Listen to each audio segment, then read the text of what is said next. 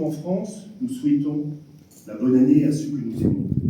Nous pensons d'abord à ceux qui souffrent en ce jour, de solitude, de maladie, de pauvreté, de chagrin de toutes sortes. Nul ne peut vivre sans espoir. Aussi, mon premier vœu sera-t-il que nous soyons plus solidaires. Mon deuxième vœu découle du premier, que Gérardmer et que les Girondois continuent à s'unir sur l'essentiel. Vous le constatez comme moi, nous sommes tellement capables si facilement de nous diviser à tout propos, alors que nous sommes si forts rassemblés. Mes chers amis, une ville, c'est comme une famille. On n'a pas les mêmes goûts, on n'a pas les mêmes idées, mais on a la même commune. Nous avons souvent un sentiment d'infériorité, légitime, car nous avons toujours mis l'humilité au cœur de nos décisions. Mais pourtant, notre ville est belle et grande. Aidons-la, servons-la. Aidons Gérardmer à sa juste valeur, pour porter encore plus dynamisme et rayonnement intimement liés à notre développement et donc au maintien de notre population locale.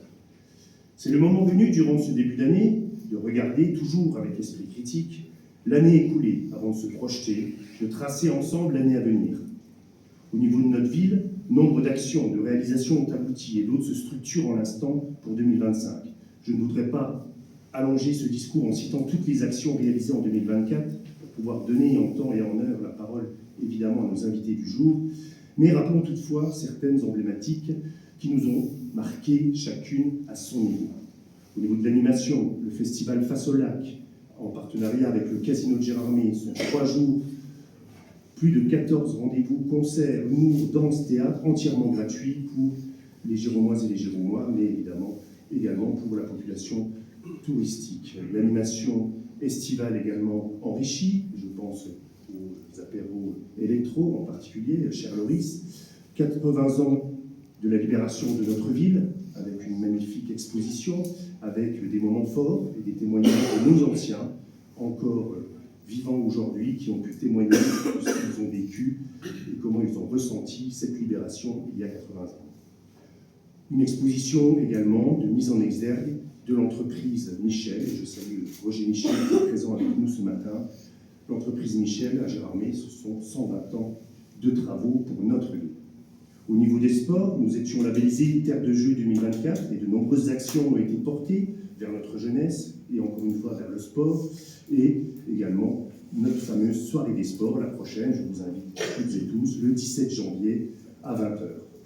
Au niveau des travaux, parlons de la passerelle de la base nautique, qui est un bâtiment emblématique de Gérardmer, qui a été entièrement réhabilité. Parlons également de la gestion de l'eau, avec un réservoir de 100 mètres cubes qui a été, dans lequel on a investi pour gérer encore mieux l'eau sur notre commune, ou encore l'utilisation de l'eau de la piscine pour l'arrosage public. Évidemment, l'eau traitée avant l'arrosage, on l'a bien compris. Ou encore le réaménagement du boulevard de Saint-Dié en partenariat avec le conseil départemental. Au niveau des seniors, toujours de nombreuses actions en 2024 et la création, le lancement d'un thé dansant qui a été un grand succès. Toujours ce travail de lien entre les jeunes et nos seniors avec un conseil municipal des jeunes particulièrement dynamique associé au conseil des seniors sur notre commune qui fait un travail remarquable avec en particulier l'année 2024, le guide pratique des seniors qu'ils ont édité. Mais tout cela ne doit pas cacher, évidemment, les difficultés à équilibrer le budget 2024 de notre commune. Dans une volonté de transparence complète, nous l'avions présenté, souvenez-vous, en déséquilibre à la fin de la saison hivernale, pour que chacun se rende compte des incidences d'une mauvaise saison sur nos finances communales. Effectivement, l'hiver 2024, perturbé au niveau météorologique et raccourci, encore une fois, couplé à des coûts énergétiques extrêmement hauts, a engendré un déficit de 2 700 000 € au sein de notre régie de ski. Grâce à une tenue des comptes communaux rigoureuse, nous avons pu compenser ce déficit suite à l'autorisation juridique de la Chambre régionale des comptes. Mais à quel prix? En supprimant des investissements au sein de notre ville, en supprimant des dépenses de fonctionnement indispensables et en utilisant tout l'excédent que l'on avait pu dégager ces dernières années. Pour la dette, on est souvent en exergue, vous savez qu'une commune comme Gérardmer, qui est concernée régulièrement par plus de 30 000 personnes sur son territoire, a l'obligation de dimensionner ses infrastructures en conséquence, et non pas comme une ville de 8 500 habitants. Ce qui engendre effectivement une dette supérieure à des communes ayant le même nombre d'habitants mais non touristiques. Vous savez également que cela représente les remboursements d'emprunts bancaires réalisés pour porter des investissements indispensables à notre ville, le centre aquatique, les travaux de voirie, les travaux sur les bâtiments. Depuis 2020, nous l'avons fait diminuer de plus de 14 millions d'euros, soit une baisse de 30%, en ne faisant plus appel à de nouveaux emprunts bancaires. Vous voyez encore une fois aujourd'hui clairement la nécessité de revoir le dimensionnement de notre domaine, afin de retrouver un point d'équilibre financier atteignable lors d'une saison hivernale moyenne. Suite à une absence du privé, il y a des partenaires publics potentiels pour créer une nouvelle structure. L'entité juridique Régispi, telle qu'elle existe ce jour, est prolongée pour la saison 2024-2025, mais revue afin de limiter au maximum le risque de déficit potentiel. Diminution de personnel, rationalisation du nombre de pistes, attention particulière évidemment à la production de neige de culture.